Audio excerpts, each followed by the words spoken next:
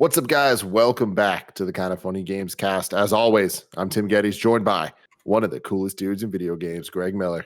Bonjour. How are you, Tim? Vita Island. Haven't seen that shirt in like quite a while. Yeah, I was looking to do like, I don't know if, I know you're not like me, actually, Tim, because I know how stylish you are. But like, as someone who has 900 t-shirts, like it's that thing where we just haven't done laundry in a while. So the A tier and B tier teams are still in the wash.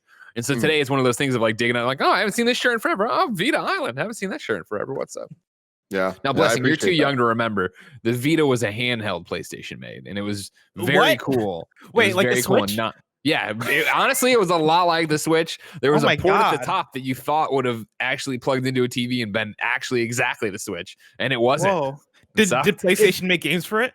So that's the thing. It's just not for the consumers. Exactly. It started. They started making some games for it, but they weren't. It turned out fully committed to their own piece of hardware. This sounds like something that like a BioShock game would be great on, right? You know what? It's funny you bring that up. Ken Levine, he actually at one point pulled it out of his pocket and said, "I'm interested in this little guy," and we all got rock hard. Oh shit! Wow. We also have the new face of video games, blessing, Adeoye Jr. Bonjour, Tim. Comment allez-vous? Holy shit, that was impressive. I'm impressed. Color me impressed, everybody. And rounding out the group, we have the former Informer, Imran Khan. Hola, como esta? Holy shit, we're getting multicultural today, ladies and gentlemen. About time. Yeah, exactly, right? It's a very exciting episode. Honestly, one of the most exciting episodes I think we've had in a long time, just because there's so many games to play. There's so many games to talk about, because this is the Kind of Funny Gamescast. Where each and every week right here on youtube.com/kindoffunnygames, we get together to talk about video games and all the things that we love about them and all the games that we love, of which there are so many right now. What a time to be alive. You can get the show for free by going to youtube.com/kindoffunnygames or roosterteeth.com. You could also get it as a podcast. Just search for Kind of Funny Gamescast on your favorite podcast service. If you want to get the show live as we're recording it with the exclusive post show, or to be a Patreon producer, you can go to patreon.com/kindoffunnygames, just like James Davis. 248-835-53699. Hell yeah. The phone number. Jeffrey P. Long, Julian the Gluten-Free Gamer, Sancho West Gaming, James Hastings, and Tom Bach did. Thank you all very much for your support. If you're supporting us over on patreon.com/kindoffunnygames or /kindoffunny right now, there's a survey up, our annual survey asking you guys what you liked about the year of Kind of Funny content, what you didn't, what you're hoping to see for 2021. We're trying to get all those plans organized now. So if you can go do that survey, that would be awesome. If you're My not answer to all three questions, blessing. Wow. Same. Wow. If you are not a Patreon supporter, that's totally cool too. We want to hear your feedback. Joey will be putting the survey up publicly. Same survey, just like we're trying to keep the results so we understand the difference between Patreon and non-Patreon, because there are different needs there, different desires. That will be going up this Friday on twitter.com/kindoffunnyvids. That's how it works. Can't wait to see all your feedback. What else do I got for you right now? Oh, we are brought to you by some illustrious sponsors. We're talking about Upstart. We're talking about ExpressVPN, and we're talking about Movement, but we're not talking about them right now. We're going to talk about them later. I want to start by talking about some video games. Greg, bless. Hi. You guys have been talking all over the place about your impressions, your thoughts, your reviews on so many of these games, specifically the PlayStation side of things. PS I Love You XOXO. You can go watch it now. I'm sure they've talked about a whole bunch of their impressions. So, Imran, I really want to talk to you first. And I want to start this off with Xbox. There's been so much. I know we have the Xcast and they're doing their thing there. But from this group, whatever. Both work. I want to hear. I know. Yeah. Well, I messed up, though, and I said Croup. Oh, like Krupa. Daniel I like it, though. Like, I feel like if you just roll with it, people wouldn't know. Like, oh, yeah, Tim's mastering the portmanteau. Exactly. It's a messy mashup. But Imran, you've now had both consoles for a couple weeks. Where's your head at with the Xbox Series X? So, the Xbox is the more stable thing to use right now because it is built on a foundation of stuff that I'm already used to and has proven to work. But Greg Miller. Do you mean stable in terms of like stability, like in crashing? Oh, well, that too. Okay. But I also mean like this is not a UI that I have to relearn or it has some weird things about it or stuff like that. But also, I'm just using it less because there's just less games to play on it, than less new games that I'm interested in playing than there are on the PS5. So like between the two systems, like since Thursday when I actually got my PS5, like between those two things, I spent 80% of my time on PS5 and technically a lot of the rest of the time on the Xbox, but that's because of Yakuza and not necessarily because of the Xbox itself. So it's a system that is like neat, but it is so completely unexciting from that perspective of I'm enjoying this. I enjoy having this and playing these games, but it's like there's less to explore in it, and that is less interesting to me. So I mean, like, let's go down the path of this conversation then. Like, how does that compare to your experience with the PS5 so far from a like UI standpoint? When I see the UI on the PS5, I'm like, this is a new thing, and that's immediately more captivating to my eyes. Like, this is not a thing I've been looking at for the last 4 years. Mm-hmm. The Xbox is exactly that, which is like, I totally understand why they did that. It completely makes sense from their perspective and the market they're going for and how they position the system. But I want a new OS for the new system, and by the same token, it is also a more stable, more foundationally complete. Yes. Yeah. Like I know exactly how to do everything I want to do on the Xbox One. I'm still on Xbox Series X. I'm still trying to figure out some of the stuff on the PS5. And there's parts of the Xbox I'm like, oh, I know how to turn the system off with a button press. Mm-hmm. It takes me at least like 2 or 3 tries to figure out the PS5 how I enter the system in the rest mode. Not that I even want to put it on the rest mode all the time, because that shit doesn't work super well right now. No, I think you're right on the money there, Imran. Right, where PlayStation 5 is just in more from a UI, just talking about the box, experience, a more exciting venture right now than turning on your Xbox, because exactly what you're saying. And now when I say that, it does lead exactly to what you're saying of why did PlayStation make this more cumbersome? Why is it harder to get to my friends list quickly? Why is it harder to get to my trophies quickly? And we always are like, oh, well, hopefully that gets changed in the quick menu with an update and yada. But it's, what's the next generation all about, Tim? It's about convenience, Greg. And I totally agree with you guys where the Xbox is just so fast to use that even though it's the same UI, to me, it does feel a little more fresh than it.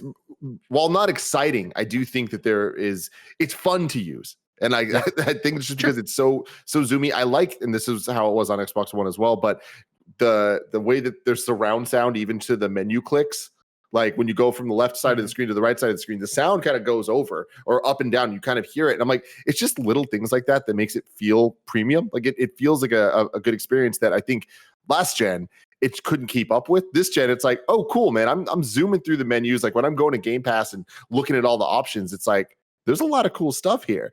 Meanwhile, on PlayStation 5, it's like so many of the elements of it look pretty, but even on the controller, it's like, I feel like so many times I go to hit the PlayStation button and I hit the mute button on the mic. Yes. 100%.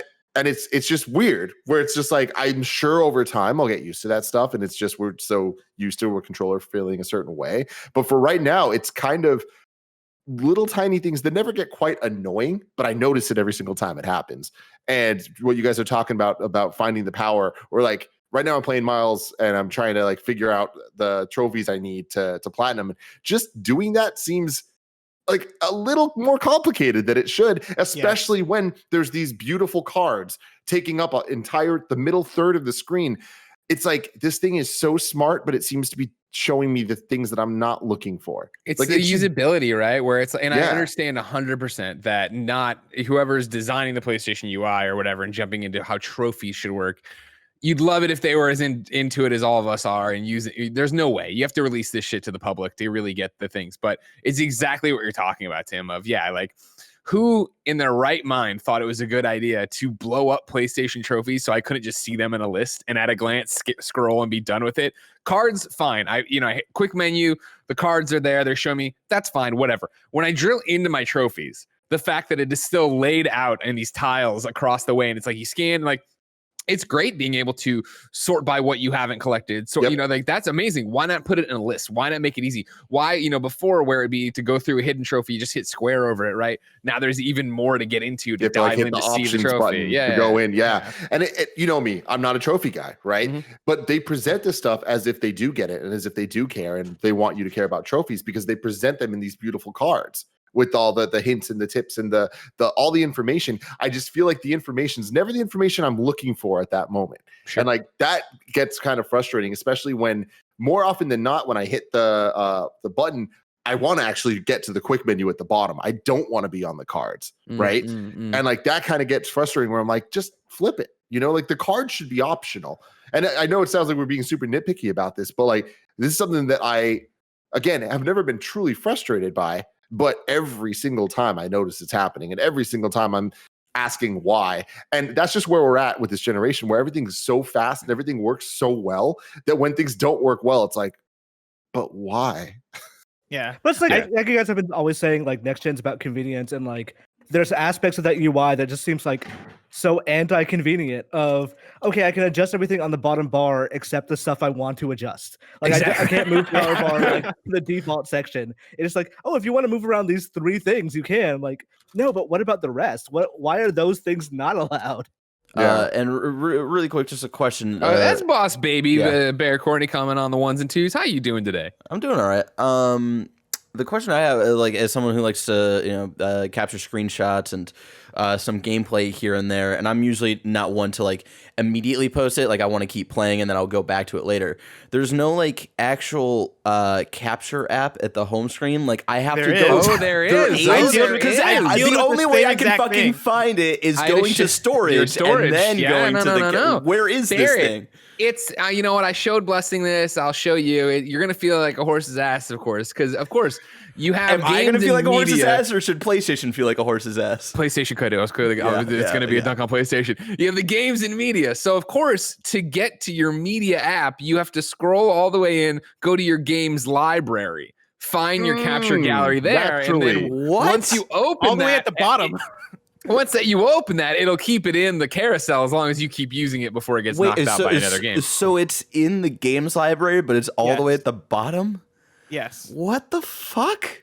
It's making its own app, like, on the home screen. What the fuck? Why does it only show, like, once you use it, it'll be its own app on the home screen. Yeah, but it's in a place where you wouldn't think. But it should be like a default. Be on the media side. It should be like a default thing that's like there, because like PlayStation Plus like stays there. There's like the. And now hold on too. Oh, sorry, go ahead. But the one thing to point out that I think Blessing is the one who taught me this is that actually if you hit the create button, you know how you pop up your options? Because I usually just do the tap or the hold. Yeah, same. If you actually tap the create button to bring up the options and you go all the way to the left, which is your most recent screenshot or whatever, and click on that, that'll launch the capture gallery as well. Yeah, there's an option there that says go to media gallery or whatever. It should be that's the quick way to go there. You are 100% correct that it is not obvious. A feature that I do really like about the PS5 so far is I love how the just games are presented on the main screen of the UI, where it's like all your most recent used apps. It looks really pretty, and I love how it's full screen art of the game. And my favorite thing is in the bottom right there, it tells you the trophy information. It tells you like your percentage through the game or whatever. And I just like, that's the type of info that I'm like, yes, this is what I want to see when I'm like going through my games and like trying to decide what I want to play right now, especially when there are multiple games that I am interested in 100%ing on the PlayStation 5 right now. So there's a lot to like about it, and I think that the misses are just so obvious because it's like, how did they make those choices? Like, I think that's what is, Jeff Gerstmann had the infamous tweet, but I was feeling it during review period too. Just the same thing of like not being able to upload, download, save data from that main menu. The fact you have to dial into the system settings, go in there into your save data utility and do it from there. Before it was on PlayStation 4, hover over the game you want on the main screen, hit the options button. There it is, upload, download. And I think, and granted, I love you apologized earlier. I love nitpicking these things. They've had 2 solid weeks of us just being like, these are the best things since sliced bread. They're allowed to get a little bit of mud on them right here. And it's that kind of thing where, why make this more complicated? Why take away a feature that people are using? And again, I bet for 90% of the audience, they've maybe never even used that. That's just not something they do. Auto uploads for PlayStation Plus, but it's people like us who go between so many different units and move stuff around. And I'm especially right now of syncing data, right? That, you know, you have different versions of different games and you started your PlayStation 4 version, but you need to bring down it for the PlayStation 5 version. Like there's little pain points right there that are shining through. So speaking of that, that's that was crazy. But real quick, it's so nuts to me where I saw so many people complaining about like downloading games and downloading both versions. Yep. And I was just like, how stupid do you fucking have to be to mess that up and actually download the PS4 version of the game? Hey. And I've now had 3 separate friends that have done this. And they're like, what the hell? And I'm just oh my God. And now it's one of those things I'm like, y'all ain't stupid. Like I've seen how it is. It actually happens in what was it? What game was it? It was Call of Duty. Downloading. And it was both versions. And I'm like, holy shit. COD, and it happened with Borderlands. Like both, and Miles Morales, now that I think about it. Wait, is there a PS5 version of Borderlands out? Yeah. Yes. Oh, I gotta download this. Let's go. Okay, listen, if you do that, you have to upload your character from the PS4 version first, and then you can download it on the PS5. I'm gonna do that later. But Blessing, think of it this way: if you this is what I did, and I host the Borderlands show. I did the same thing where I downloaded Borderlands and it downloaded Borderlands 4 and 5. So on the PlayStation 5, I started Borderlands PlayStation 4, where I had already brought down my save from the cloud. When it just loaded it, hit upload the character, closed it, deleted it, then opened PS5, downloaded the character, and there you go. So I had the problem with Mortal Kombat today, where I downloaded that because the new patch is out to like make that the next gen version. Wait, is that cross gen? Like if you have Mortal Kombat 11 Aftermath on PS4? Digitally, yes. If you have it on disc, they're still. Let's go, baby! But I'm excited about this. So I was in the middle of the Aftermath story mode. So I'm like, oh yeah, I'm just gonna finish that, and like I have a PS5. I'm sure it'll look better now. Save files don't transfer. So all the server side stuff, like the characters you own and your progress in some modes, that does transfer. The progress in other modes does not. So like on the Xbox, you're fine. On the PS5, you're not. And this is one of those things that's like, oh, Sony didn't do the save file thing right, because there's a lot of like the Borderlands example we were talking about, where I upload the character to download the character for the PS5 version. Not a problem on the Xbox. So it feels like that you don't realize how important smart delivery is until you deal with it not being there. And then once it's not there, you're like, what are they thinking? What the hell is happening here? Yeah, I mean, to the point of smart delivery, right? Like this last week, a couple days ago, my Xbox Series X basically bricked, where like I put in probably about like 4 hours of playtime total on the thing, and was in like hour 2 of Yakuza Like a Dragon, and that crashed. And I tried to boot it up and got an error at the startup screen.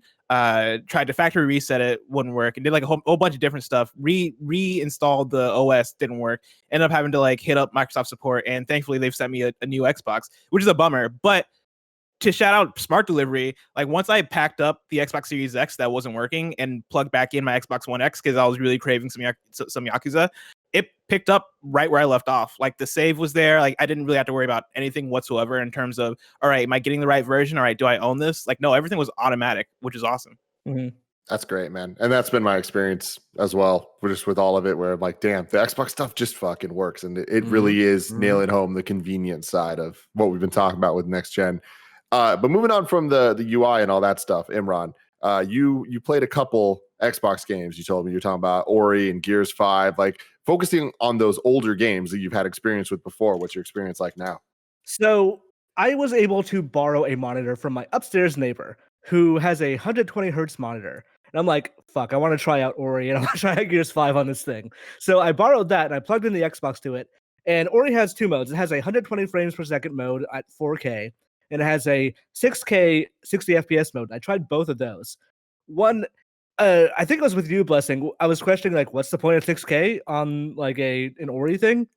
Holy shit, super sampling is amazing. Like 6K on a 4K monitor or 4K TV is like mind blowing. It looks so clean. It looks so good.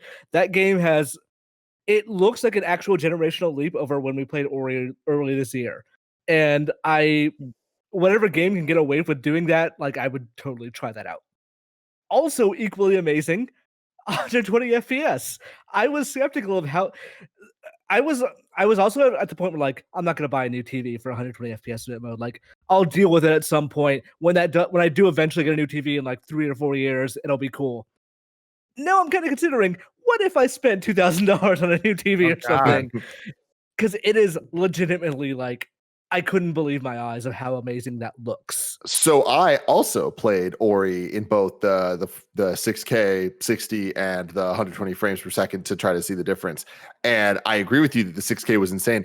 I think the 120 is fine. Really? Like, I think that like the 60 is good enough. Like, there's definitely a difference. But when we've been talking a lot about Miles Morales, and it's like the performance mode in that is just like, damn it, it's so good that it makes you not want to do the resolution mode, even fidelity mode, even though it's so gorgeous. And you're kind of like, damn it, I'm stuck between this decision. Whereas with Ori, I was like, if the decision is between it looking as good as it does at the 6K at 60 or 120, I'm like, I'm going to go the 60 route. The 120 is dope, but like, it's kind of just like a neat thing as opposed to like, oh, this is really enhancing the game for me. That's the thing that like, it's been a per game decision for me of like fidelity versus performance modes. Like sometimes I'm like, okay, this ray tracing is like Miles Morales. I've kept it on the graphics mode because like, it looks really amazing. Like the ray tracing and the reflections and all that stuff. I've not tried the performance mode yet because I know if I do, I'm gonna be afraid. It's gonna break you, dude. I can't do fidelity, and like I always prioritize fidelity for PS4 Pro games, and I have only really been playing the story of Miles Morales on stream, and because of that, I was like, yeah, I'll just do the 60 frames per second mode, and like. Going to fidelity, the game looks like bad to me. In a still like frame where you see the reflections and stuff, it does look really pretty and stuff. But in motion, man, it hurts. It hurts to look at. Yeah, I played the whole thing. Like I said, I played the whole thing on performance, and then at some point, somebody was asking me about fidelity. I was like, I should check that out, and I did it. I was like, oh my god, like I can't go back. And even playing remastered now, it's the same way. Yeah. So Gears was the other one I tried, and Gears has 120 FPS in multiplayer only. So I tried that out, and I feel like I became better at Gears multiplayer just by virtue of like how fast and smooth that frame rate was. Like I went back on my other TV when I returned that monitor, and I like tried that in 60 FPS, and it still looks good. It looks fine, but it feels like it's missing something. So I was not a convert before, but like you know the phrase, there's no convert there's no zealot like a convert. Now I feel like I'm a zealot for 120 FPS because I really want that in like every game now. I know it's not going to be possible. I know that's maybe like a year into the generation they're just going to stop doing it completely. But like, geez, it feels amazing, and that's something that's like hard to replicate with anything else. I need to try Gears. I haven't done that yet, but that might be the thing because like I'm sold on it all. It's just like it's the trade-offs. And what I do enjoy about this is that it is a game by game basis where I wish we didn't have to make the decision. And it was just you get all of it, best of both worlds in one, but like that's just not where we're at. But I like that we can kind of look at it because for me with Ori, I'm like, cool, 60 is fine. But I can imagine Gears feeling real nice at 120. Like how much did the 120 affect Gears compared to Ori? So like it's a competitive thing versus a like standard platformer, and it's a little difficult to with Ori because Ori it did not perform well when I last played it. We did the review in February, but I felt like my actual gameplay was better playing Gears, and when I went back to the the single player, which was 60 FPS there. That game it felt slower and it felt not muddy, but it felt like I was missing something. Like there was a crucial component of Gears that I now am like that was torn away from me. It felt like when you're playing when you go from 60 FPS to like 30 or 20 FPS, it's like this feels mushy. Like I'm like walking around and don't have full control of the character. So you bring up Ori and like how we played it back in whatever it was, March, compared to now. And man, I wish the game was how it is now because I think that we would have all been so. We were already high on it. Your thing was the maps, right? Wasn't it? It took forever to load your map and shit. The map would take forever to load in and be this like weird kind of like before it would come. Now it's so quick. Like, did you try the map at all, Imran? Yeah, no, I was just like opening the map and like switching between menus. I was like, holy shit, this is working so fast now. Like, I don't know if that was like like a issue with the game or like the issue with the hardware, but whatever it was that got fixed, it works perfectly now. People have been telling me, I've seen in chat and stuff, that like they've patched over the last couple months and it's been that all those problems were fixed, but I haven't experienced that. So I'm just going in and like playing it on Series X is like, oh damn, this is a Game of the Year contender, and it sucks that when we played it, it wasn't necessarily because of these technical issues. It legitimately looks like a remaster on Xbox Series X. It's a good way to put it. Yeah.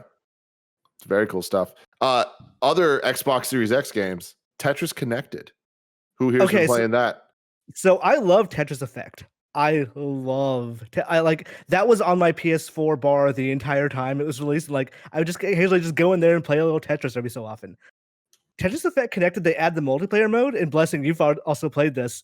Yeah, that multiplayer mode kicks ass. Dude, I got emotional playing it. It is so cool. I've seen you guys tweeting about this. I don't get it. What's so special about it, and how's it emotional? So it is basically you and two friends on, and there's also like a 4-player mode as well. But it is you and two friends in a basically a raid against an AI boss, and this is just the campaign part of the multiplayer mode. But the three of you are working together to basically clear lines and build up your zone bar. And when the zone bar happens, like the music kicks in, like the beat drops, basically, you all connect into one big screen, and then you all have one well that you're dropping things to, like turn by turn by turn. And like you need to work together. You need to work in like connected with people to like drop things and works in synchronicity to get full lines and do as much damage as possible. Because when that, like, eventually the time runs out, you go back to the boss that does that damage in. And that boss is, while you're just in the normal separate modes, just kind of fucking all of you up. Yeah, and it is dropping like all these like kind of thing. Yeah. Where like it goes from the bosses attacking you guys when you guys are playing in your regular mode, and he's dropping garbage onto your screens as you're playing individually. Then once you build up, the hook kicks in, and it is the main Tetris Effect song that is "We're All Connected." It's like that hits in. And that's the first. Yeah, that's the one I played so far. But yeah, like during that one, right? It kicks in. It's like we're all connected, and like as soon as that part kicks in, it literally connects the screens or connects the wells, so that so cool. You're all playing at the same time on the same well, like Imran was saying, in asynchronicity, taking turns dropping, trying to build up your lines. Now it is like a full on attack on the boss. It's one of the coolest gaming moments I've had this year. Like, so I want to point out that like the boss doesn't just drop trash on you. It does is it will do numerous effects. Like if you've never played Tetris Battle Gaiden, it basically copies the effects from Tetris Battle Gaiden and does them to the players. But it also, like, one of the effects is it will just put Tetris NES rules on you. So like you can't fast drop, you can't T-spin, you can't infinite spin. It's stuff like that. It's like that screws you up way more than you would think. And it's like you have to actually be good at Tetris to get through these things eventually. Like I think we only got to the second set of bosses, and by the end of the second set, me and my two friends who were all fairly good at Tetris were struggling, and like two of us kept dying. And when you die, you have to do like a rhythm game to like come back to life. That you're like tapping along to the beat, and like little claps are happening. Like and then your well fills up with energy, and once that happens, you like come back to life, and it's so cool. It is as cool as Tetris Effect was in terms of style and like the things they brought to Tetris. This does that with a Tetris multiplayer mode. So I've never played Tetris Effect. It was always a game that I was interested in from the vibes and colors and all. I mean, I don't have PSVR, and by the time it was like not VR or whatever, I was like, it just came and went, right? So with this one, I'm like, I definitely want to give this a shot. I'm not good at Tetris. Never have been. I'm not like the worst, but like I would never say I'm good. This game is making me realize I might be the worst. It is so fucking hard. This campaign, like, how far have you guys played the campaign single player? The journey mode, I finished it in hard. That's insane. In hard? Holy shit! I played. I think I played a lot of that game. I got to like the second to last. Are we just talking about like the original game? No. Yeah. Oh, well, the journey mode. The journey mode in Tetris Effect Connected is the same as in the original. I believe. Okay. Yeah, I remember clearing that on like normal. Because I'm going through and there's like the little kind of sections, and like there's like 3 little bubbles per section, like 3 stages per group or whatever. I'm on the 6th bubble, so like the last one of the second group, and I've died like 10 times. It's so freaking hard. Like I'm playing through it, I'm kicking ass. Then the music kicks in and it starts going hella fast. I'm like, how the fuck can a human do this? I don't get it. On hard, it goes up to like 15, which is like ridiculous, and you have to actually be in the actual Tetris Effect zone to like really get through it. That's what I was saying. That's kind of where that feeling of euphoria kicks in. Like, Imran, you probably know. Is there like a name for it of like when people are in their zone playing Tetris and like they're in that Tetris Effect? Oh, that's called the Tetris Effect. That's the zone. Tetris Effect is when you. Tetris Effect is when you see the pieces when you're just doing other things. You see it, right? The zone is the actual Yeah, but like once you're in the zone while also playing Tetris Effect and the music and the effects and everything is kicking in, like it truly feels like a magical experience playing that game. Mm-hmm. Yeah, I would need to show you guys the stage I'm talking about. I'll get some pointers or something because it's like there's just it's all red and there's like people like fire people like bowing. Are you banking your pieces like pressing the L1 or whatever to Are you also pressing up to drop like so you can do the quick drop as well? Okay. Are you also making sure to do your special? I don't know how to fucking help you this one. Are you making sure to do your special where you slow things down? Yeah, but I seem to always be doing it at the wrong time because like every time I do it, I'm like, oh shit. It's one where they're like kind of like the second phase of it. Like, they're like bowing and like worshiping something, right? Yes. Yeah. I vaguely that one is a struggle. It's hard as hell. Yeah, and that's not even peak. There's like I think there's like a level like right after that one that is like crazy. It only gets harder. Yeah. Great. So I think like the last level of Tetris Effect's Journey mode is like one of my favorite levels in video games. Period. Wow. Yeah, it's dope as hell. It's exciting.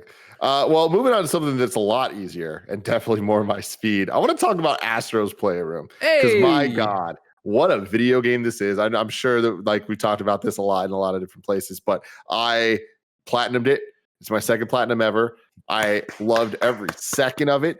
The only criticism I have of it is anytime we have to blow into the microphone, it's stupid and it doesn't work. Just leave it muted and then it does it all for you. Really? Yep.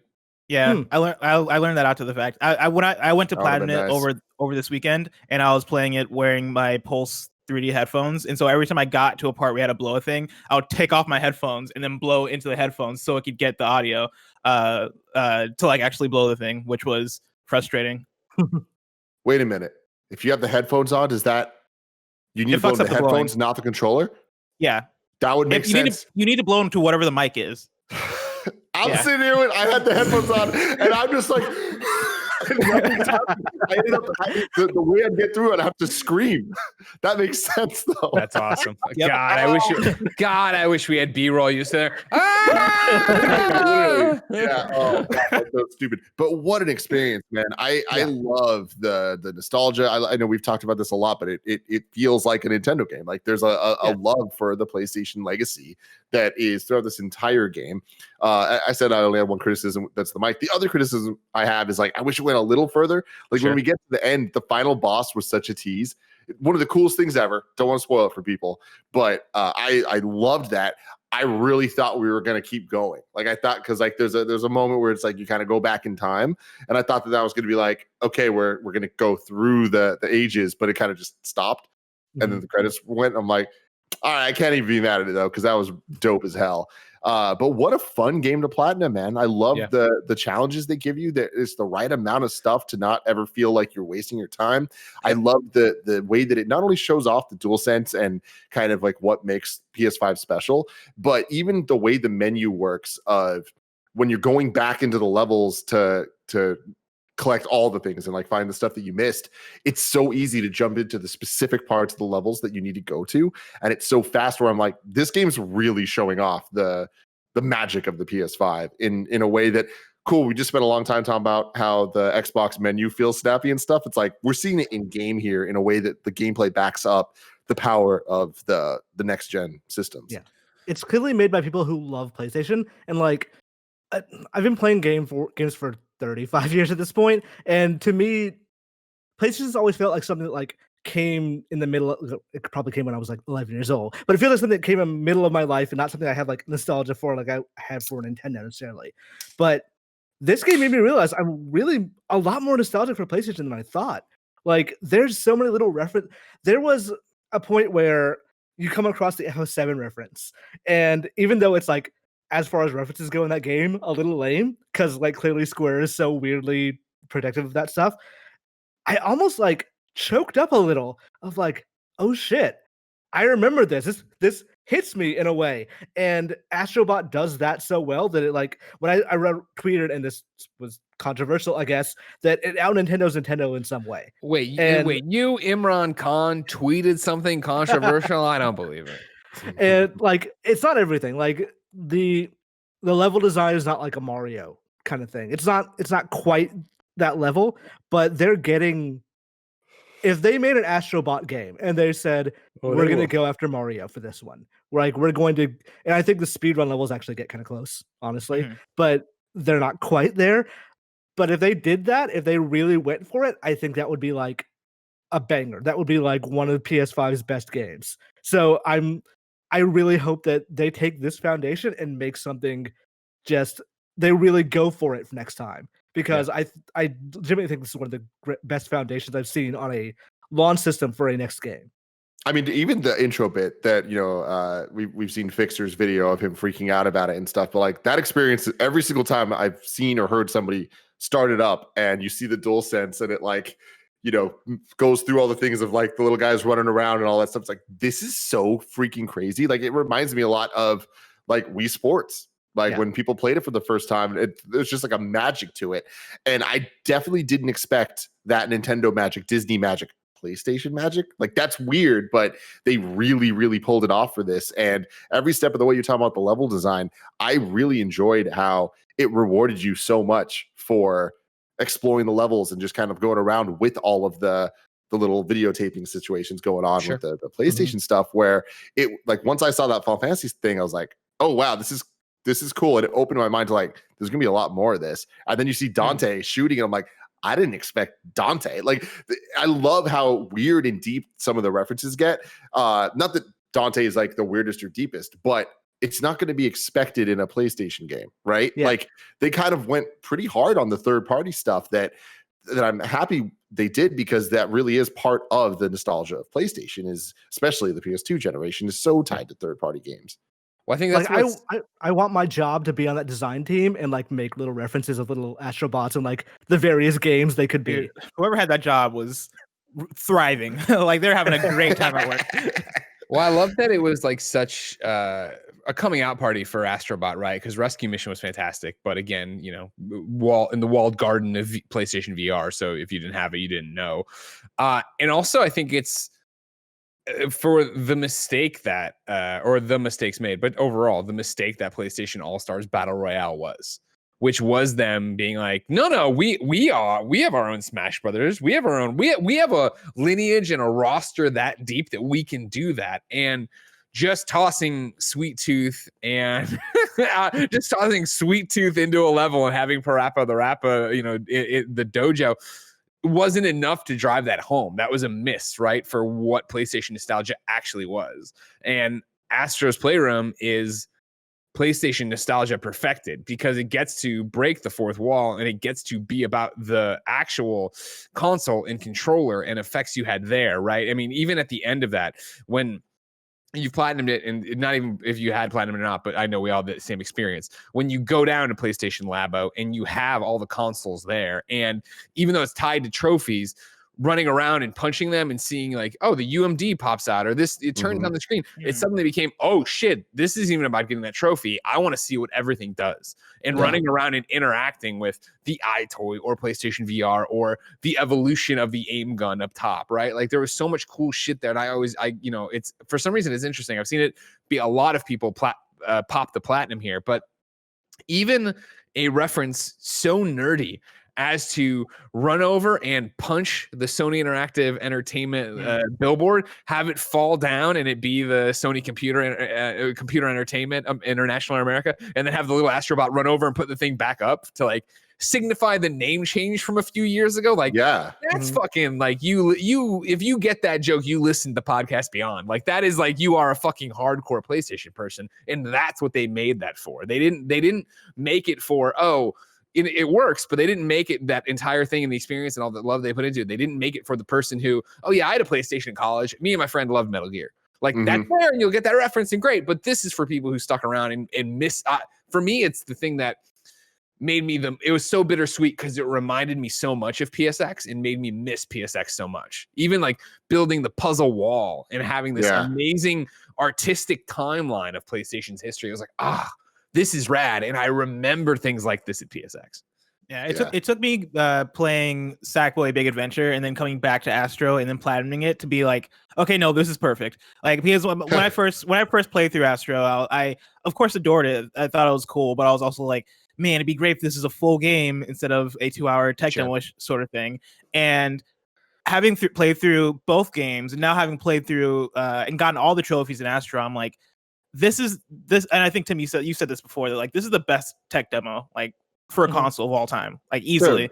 And like when you go through and talk and look at the references and look at the love and like we talk about the different references we saw, right? Like for me, it was seeing a Fat Princess reference and going, that's pretty cool. And then seeing an Order 1886 reference and being like, it taking me like 10 seconds before I realized what it was, and then going, oh wow, like they're really representing everything. Like no matter who you are, you have something here. If you're like one or two I did not get, and like that is insane for me to not get some of them.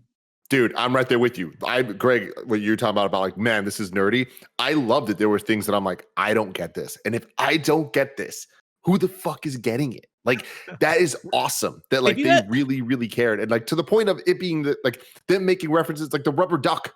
You know, like things like that. It's like that's so specific and so fun that like I love that they were like, we're gonna make an entire game as a tech demo to the point of all the Mark Cerny talks and all that stuff of like, one level is the SSD, one is the graphics card. Like going through that stuff is so silly, but even the music. Right. We're going to make it about this, and we're going to make a song about GPU that fucking slaps. That has taught me more about computer science and computers than I've ever learned in school. It's just so great. And like, even besides the nostalgia and stuff, like there are certain moments that I was talking about like exploring the levels. Like there's there's a level where there's diving boards, and I looked at it, cooling springs, and I had a moment where I was like, if this was a Mario game, if I jumped off the diving board, something cool would happen.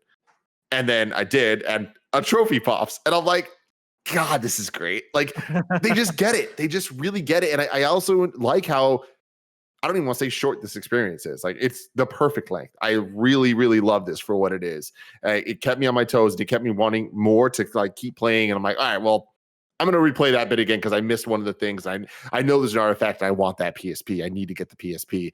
And then going back to the labo and having the gacha game, even the gacha game was like, that should never be a fun thing. Like that is just like, it's just kind of like hit a button, things come out. But squeezing it and feeling the DualSense kind of have like crack open the little eggs. I'm like, these motherfuckers really they did something special here, man. And it was the same thing of breaking those open and spinning them around and be like, oh my God.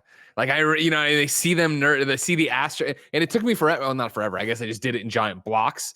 But coming out finally, and then like doing the double take of like, oh, I'm breaking out the dioramas, and they're getting added to the world, and they're living and breathing there. Like, oh fuck, this is so good. So the worst thing about that game is that like it makes every other game's DualSense design look worse. Yeah, because you play that game first, and it's like, oh, nothing else is doing this nearly as well as like. The vibration in this game is perfect. The DualSense like triggers in this game are perfect. And other games, I'm like, it kind of feels like they didn't put nearly as much time in it. Yeah, like Miles almost gets there, but then like the other game that I've been playing, Valhalla, like sometimes does things, but nothing nearly as cool. Like this. Yeah. Even Call of Duty does a pretty good job. Spider-Man, I feel like it does it in a that's natural, so it's easy to overlook it way. Like the other one that I think that stands out is Fortnite. I've been playing a ton of Fortnite on PlayStation 5, and like the haptic feedback, or no, the adaptive triggers, right? Of like having to actually pull through to pull the trigger and having a gun feel different from one to the other. Yeah. Greg, were you playing Fortnite today? What's up, man? Dude, I want you to know, Tim, and I'll put this on I know you're Barrett, but I want you to know, Tim, that I made the mistake and I fell off the wagon and I'm re-addicted to fucking Fortnite. Yeah, let's go, buddy. Yesterday I had a quiet morning and I'm like, awesome. I'm gonna, I want to get ahead on some stuff. Maybe I'll put more time into Sackboy. Maybe I'll put more time into Valhalla. And I turned it on and it was like the morning after we had done a whole bunch of Fortnite, and I was like, what? And then 4 hours later, it's like, fuck, shit. I wasted this morning of playing more Fortnite. I just heard I was done this season, then they sent me an email like, "Hey, Galactus is there." And I'm like, "Shit." Like, I guess I'm playing Fortnite tonight. I got a console storage update. What's your console storage update? Before you give the update, let me tell you about our sponsors. This episode is brought to you by Movement. We all know that 2020 isn't playing by any of the usual rules, and that goes for holiday shopping too. Between shipping delays and the mess and stress of in-store shopping experiences, there aren't many great options out there, but our friends over at Movement Watches have made gifting easy. I love Movement. We all love Movement. Gia rocks the sunglasses constantly. They do watches, they do sunglasses, they do a whole bunch of really fun stuff over there. You can check out really high quality stuff, tons of different options and colorways and all that cool stuff. Their Black Friday sale is live right now, so you can get ahead of your holiday shopping with the biggest sale of all time. They got their watches, they got their blue light glasses. Andy loves his Movement blue light glasses. The Everscroll blue light filtering glasses, they're a personal favorite of his, with lenses that protect his eyes from long hours in front of screens. This is great for gifting because it comes in a really sleek black box, which is like a nice little fun thing. You add a little bow on it and then boom, it's Christmas time. Shipping is fast and they offer free returns all the way into next year. Not that you're going to need it, but hey, there's an option there. You can check out Movement's biggest sale of the year with fast free shipping and free returns by going to mvmt.com/kinda. mvmt.com/kinda. Next up, shout out to ExpressVPN.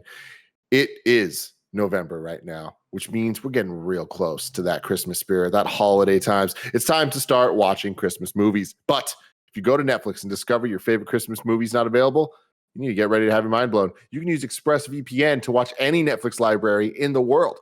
So it's opening up a whole bunch of options, like watching Elf. Can't watch that in America, but if you sign into the Australian Netflix, guess what? You're watching Elf. Yeah.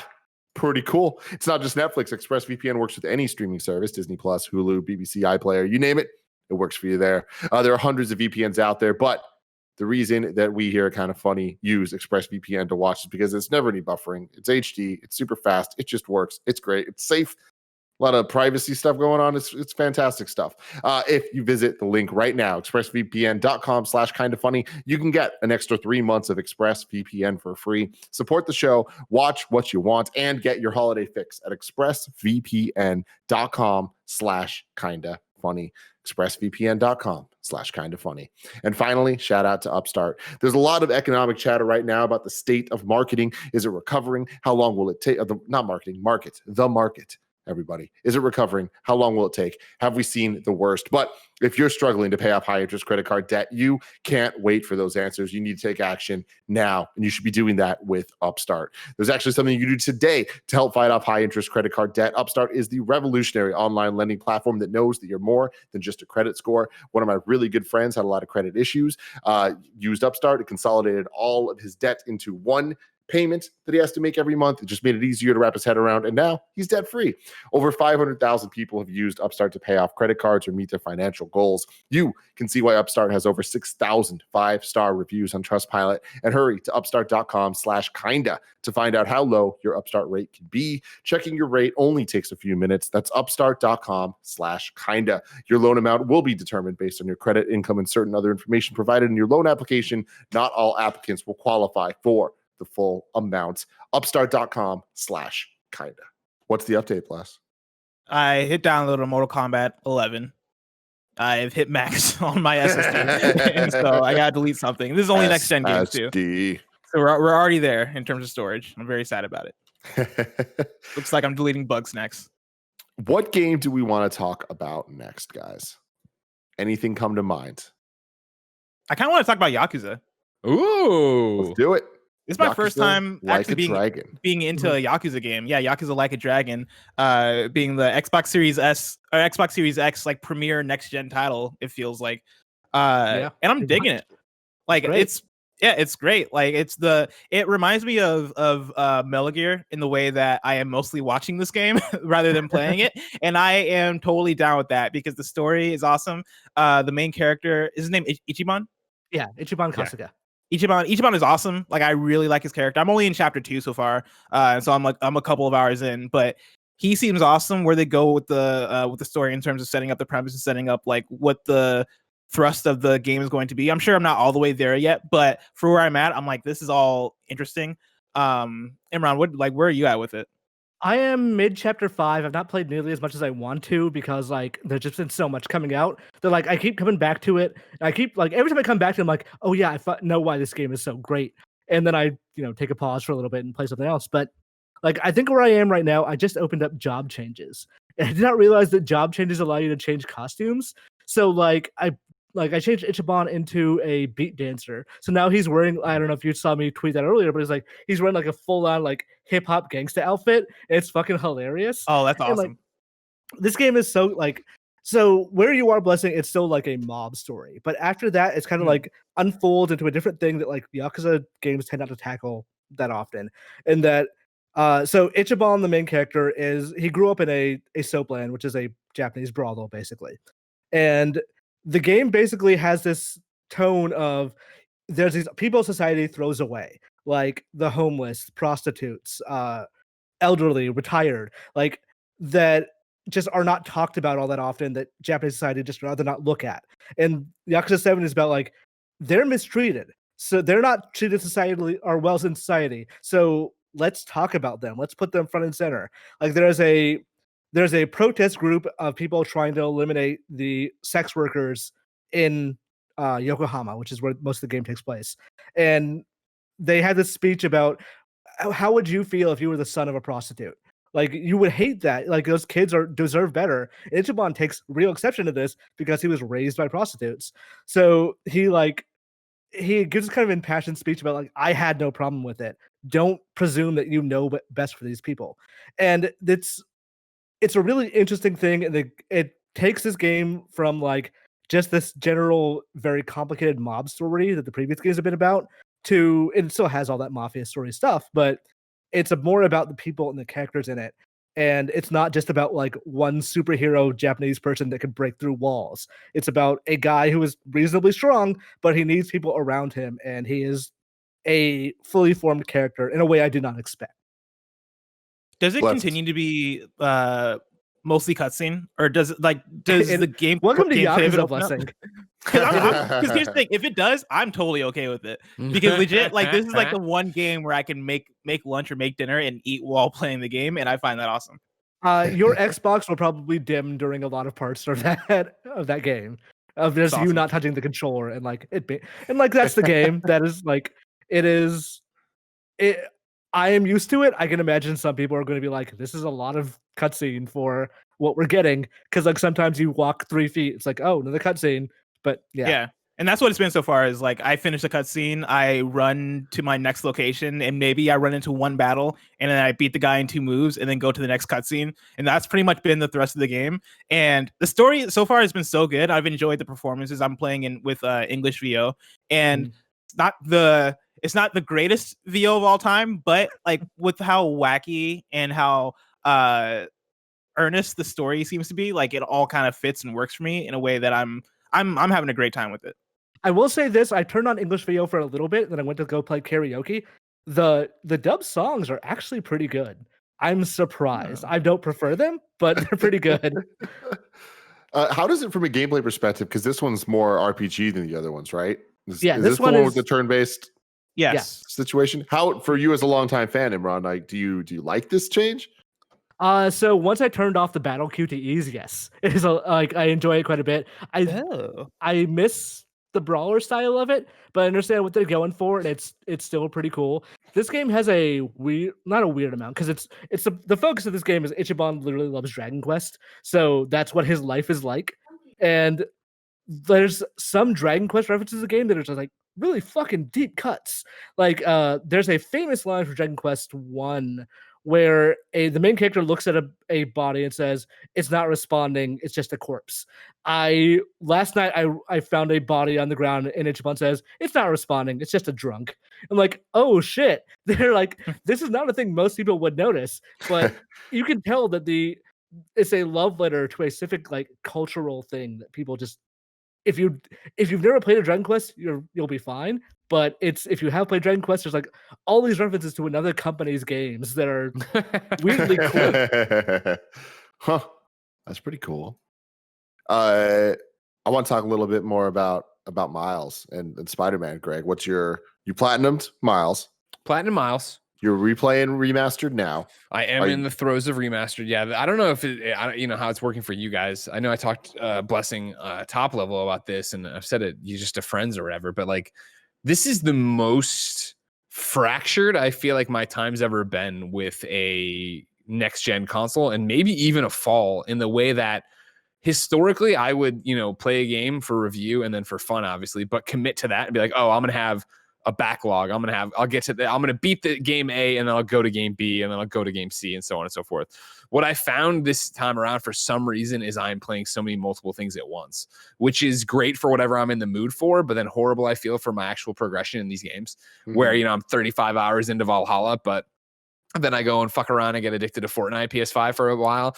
And then yesterday, after I lost a fucking heartbreaking match, I was like, I feel like playing Spider-Man Remastered. And so then it's, in game time, it's been like 5 hours now of Spider-Man Remastered. Like, I'm just doing that where I'm spinning all these plates at once, which is awesome, but it's so weird for me because I just want to platinum the game and move on to the next thing or whatever. But yeah, right now I'm in the throes of Spider-Man Remastered. Yeah, obviously I thought Miles was so fucking fantastic and just wanted more of it. And so then to jump into Remastered here and be, going through these things, I feel like, playing Spider-Man PS4, obviously, we had a whole bunch of suits. Obviously, now you have all these different suits at your disposal earlier on and stuff like that, new stuff that wasn't there originally. I'm being a bit more lenient on myself, I guess, in what I use there, because even with Spider-Man PS4, when we had certain suits, I was like, I'd play with it for a while, but I didn't want to break the immersion. I didn't want to break the story. I wanted it to be either the white Spider or the more classic Spider-Man that I wore for the majority of the game. Whereas now I'm like, all right, cool. I'm in the, Spider-Man Homecoming suit for hours on end, just fucking around, and like, I'm going to be Scarlet Spider for 3 hours. This is great. Did they give you a Spider-Verse suit at the beginning? No, I haven't gotten it yet. I'm like level 10 or 12 as him. Don't quote me, but I haven't had that pop yet, which I was wondering how they're going to deal with it. Cause obviously when that did drop for Into the Spider-Verse, obviously I had a, New Game Plus going or whatever it was already. So I had it immediately. I think the Into the Spider-Verse suit for the 2018 game is tied to a DLC. So you might need to unlock it in one of the DLC packs. Gotcha. Yeah. Gotcha. I didn't know if they just like gave you all the suits with like the outside. There were some suits that they like added on their own, but I someone reminded me like last week because I was wondering about that as well. That does make sense. With Heist or whatever. Yeah. So yeah, I've been doing that, and playing this Spider-Man PS4, obviously, or now remastered, playing remastered, having a wonderful time with it. But it reinforces everything I felt I said in the Miles review of just like, fuck, I think Miles is such a better game. Again, a cheat code because they learned so much making 2018 that now their 2020 version of that would be different and would be, a different thing. But just, again, blocking, storytelling, side missions, everything that's going on in there. It's like, oh, this is a fun throwback, but I'm glad they didn't put this in Miles. Joey is playing through Spider-Man Remastered for the first time right now. Wow. Which is very exciting. She's loving it. So yeah, it's fun getting the updates from her as she's playing through. Does she know spoilers and stuff? I don't think so. Okay. I don't know. And it's one of those things where even if she does, like, it's been a while, so I don't know if she's gonna like fully remember everything. But yeah, I'm kind of like you, Greg, where I'm like fractured more than ever, where I am just dabbling in a lot of different things because there's just so much out there. I've tried Demon Souls, I've tried Sackboy, and I've tried Pathless, and I don't think it's a huge surprise that like they're not grabbing me that much. Sackboy might be a little more surprising, but it's fine. How long did you give Sackboy? I'm 2.5 hours in. Okay. I want to say. And it's cool. It's cool. But it's like there are moments of it that are really cool, but there's not enough of them. And gotcha. at least so far. And I'm definitely planning to keep going with that one. Demon Souls, it's one of those things where it's beautiful. And I'm like, no. Not at all. Not at all. And Pathless was the one that I think I'm most surprisingly disappointed in not wow. grabbing me. I only played it for about an hour.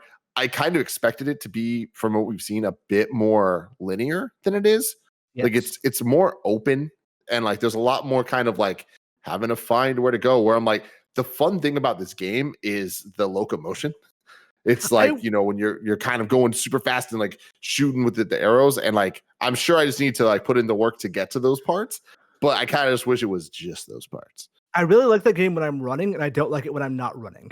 Like that is basically it for me with Pathless. I wish that was not tied to a meter. I just wish I was always running. And it's a bummer because the music and visuals are stunning, and it just seems so cool. But that's another one that like I'm going to beat over time. It's just I'm hoping that it ends up clicking for me, and I end up being able to move a bit more freely to my leisure. Pathless is one that I beat over the course of 2 days. And it definitely, towards the beginning, I definitely felt a little bit of that, where I was like, all right, when I'm out of meter, it definitely is kind of rough just to walk places. But I say that gets better as you go. Like one, you get better at figuring out ways to move, especially like when you're out in the open world, because it is way less linear. Like it is taking place in multiple open areas, because the whole thrust of the game is trying to figure out like where the next thing is, so you can solve this puzzle, so you can take it over to this tower in order to unlock the next thing. And like half the game is exploration in that way. And so like the talisman stuff, like shooting the talismans with your arrow in order to gain that speed boost, is something that you one get better at, but then also you like get upgrades and stuff to make that stuff better, so that you can move faster and be more locomotive with it. And then Sackboy is also another one that I beat within the course of 2 days. And like I think for both those games, the thing that really got me into them is the fact that like I kind of sat down and played them in like basically 1 or 2 sittings. Committed just to them. I committed just to them. And like it's been this interesting thing of we've had this embarrassment of riches for next gen, where like I've been blessed that like I've gotten codes as they've came in, and so I'm able to be like, all right, cool, I just have Miles now, I'm just gonna play Miles. Okay, cool, I got Astro, I'm just gonna play Astro. And then that's how Pathless came in, and that's how Sackboy, I made the conscious choice to play Sackboy because I had the choice between that, Godfall, and Demon Souls and other games, and that's the one that spoke to me. But yeah, no, like those games, I said this on PSLU XOXO, that like Astro and the Pathless or not Astro, Sackboy and the Pathless have ended up being probably my 2 favorite launch games of this generation. Yeah, like they've spoken to me on a level that I think both what they both do individually, they just exceed at so well. Like Sackboy from the idea of, hey, we're gonna make a platformer. We're gonna make a 3D platformer where every level is doing its own thing. I really dig it, and I feel like it's really creative. And then Pathless, on the other hand, like very much feels like a reimagining of what a Team Eco game is. Like it feels like it takes those lessons and modernizes them in a way that feels more forward looking. Like it feels like it takes the premise of a Team Eco game, whereas here's this character that's coming to this land that's been abandoned and that's been destroyed or left behind, or whatever the thing is, right? We're gonna bring them in here, but instead of either trying to bring this one character back to life, or instead of basically just existing here, what they're going to do is bring life back to the world. And I found that premise to be pretty cool and pretty, like, I don't know, rejuvenating for what that type of game is, and even for like what the state of the world we're in right now is. I found that to be refreshing. Then also like the talisman arrow like locomotion system, I think is a good additive to that formula. So I've only put like an hour into Sackboy, but the overwhelming feeling I came away with was that game is a lawsuit printed on a disc. Like that is just 3D World. That is like everything about it is just that's reductive, I guess. But like it is so similar, and like it's not like I'm saying anything they don't know. They know the game they made, but it is so much like Mario 3D World that like some part of me was like, I should stop playing this because I want to play the new content of 3D World when it comes out in 3 months. I don't want to be burned out. Yeah, mean, it was hard for me because like I was playing Sackboy and I still hadn't platinumed Astro yet, and I was just like, there was that pull where I'm like, Yeah. this is cool, but I want to platinum Astro, and it's the same thing with Pathless. So I mean, this is cool. I'm like, but I really want to platinum Miles, and now with my Miles playthrough, the update for you guys, I have every trophy except for the New Game Plus one. So, Ooh. yeah, You skip working on that. cutscenes, you can haul right through that. You're fine. Yeah, I hate how it seems like not every cutscene skippable. Oh no, not every cutscene is skippable. They will trick you. They will trick you. You need. Yeah, I thought for a long time I couldn't skip any because the first like 2 couldn't, and then sure enough, I checked later on. It's like, oh, some of them are, some of them aren't. Okay. Yeah. Okay. But no, I'm right there with you where that's the pull of trying to jump around and do it. And so even with Sackboy, where I'm playing through it and enjoying it, I find myself doing handful of levels at a time. And then and I'm trying, as I'm going, I'm trying to make it lighter on myself. So I'm like, all right, cool.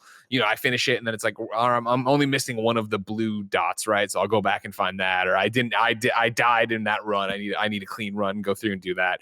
But I do that. And then I'm like, all right, this is enough for Sackboy. Like when I feel like it gets in the groove and I'm not surprised by it anymore in those little play sessions, then I jump off to something else and come back. So I'm long playing that. Yeah, actually, I was wrong. I have 2 trophies left. I have to beat the game. Then there's one I need to do all the challenges for the app, like for all of the random crimes. Yeah, knock off all the special modifiers or whatever. Exactly. I need to do that. But to your point about Miles being better than Spider-Man Remastered, now that I've done the majority of the trophies of like doing all the districts, doing all the Spider-Man app stuff, like, man, the side quests in this one are so much better and streamlined than Spider-Man 2018, Absolutely. where none of them overstay their welcome. They're varied enough. I'm only stopping cars a like handful of times as opposed to hundreds of times. So I'm just like, I think they did a really good job of like making the side stuff feel premium as well. I feel like in that especially with instance, story beats shit too. Totally. I feel it's less is more, right? Where it's like, there's obviously there's fewer things to do, but it's the fact that, you're not sick of it. Even now in Spider-Man Remastered, like before that I did a side mission, it was the one of the, woman's husband is hanging out with a woman. So go chase her down and figure out what's going on. And then eventually it ends in a fucking car chase. And it's like, oh my God, I'm back here. You know what I mean? No matter what, all roads lead to fucking stopping a goddamn car here and pounding square at the end of it. Whereas with Miles, not only do you not do the same things over and over and over and over again, they are interlaced in with actual like content of getting to know the people of Harlem and what you're doing and why you're doing and why these people matter. And even if it's not like story beats of like real crazy, like, the character reveal or anything, and it's still similar gameplay stuff. There was one there's a feast truck and the guy like was stuck in the snow and you got to get the truck to go, and he dropped his checklist or whatever. The checklist of where he needs to go. So you need to get that back to him. It's like, sure, it still is the exact same thing as swing to get on top of a car and whatever. But just that premise was different enough that I'm like, there's just a little bit more thought to make it feel like there was care and like, this person's a character now. Like this gives Feast even more character than it had in the first game. And I really enjoy that. Sorry, Imran, what were you saying? I was gonna say I feel like the side stuff in this game is actually probably better than the main campaign, which I don't think the main campaign is bad, but it feels I'm not getting the same level of personal attachment to it that I did with Spider-Man. And maybe that's just because like I recently did the City Never Sleeps DLC, so maybe I'm just like a little burned out on that specifically. But like the main campaign missions feel so rote of, hey, this is going to happen, the underground is going to like cause a scene here, and then you're going to fight like 16 of them, and then you're going to move on to the next thing.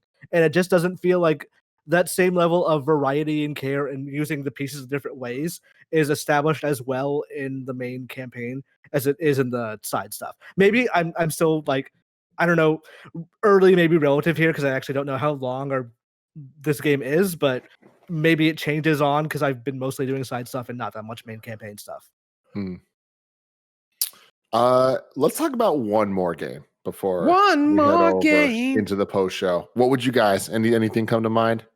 Can I talk about Godfall for 2 sentences? Go for it. So Tim and Greg, you guys will understand this analogy. You know how when you play an E3 demo and you're like, if they tighten this up and like work on some of these things, this could be a pretty decent game. Yeah. That's how Godfall retail feels. Damn. Like the last couple of days, I had to take some like pain medication that puts me to sleep to actually get to sleep at night. I didn't take some the night I played Godfall, but while I was playing it, I felt like it was starting to kick in because that's how sleepy that game was making me. Damn.